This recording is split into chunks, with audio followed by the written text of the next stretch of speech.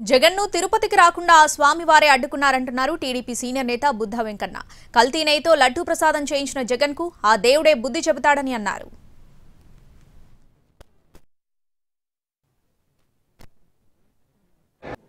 చంద్రబాబు నాయుడు గారు ఏంటంటే ఫస్ట్ లిస్టులో రాలేదు అని, మాకెందుకు first list, second list, third list? మేము చంద్రబాబు నాయుడు గారు నా గుండెల్లో ఉంటాడు. చంద్రబాబు నాయుడు గారికి నేను మనసులో ఉంటా. ఆయన పదవి ఇస్తే తీసుకుంటాం, పదవి ఇవ్వకపోతే తీసుకోము. మేము బతుకున్నంత వరకు చంద్రబాబు నాయుడు గారితోనే ఉంటాం. అది ఛాలెంజ్. అంతేకాని పదవి ఉంటే ఒకలాగా, పదవి ఉంటే లేకపోతే ఒకలాగా చూస్తున్నారుగా రాష్ట్ర ప్రజలందరూ. కాబట్టి జగన్మోహన్ రెడ్డి చివరగా నిన్ను దేవుడే వద్దనుకున్నాడు.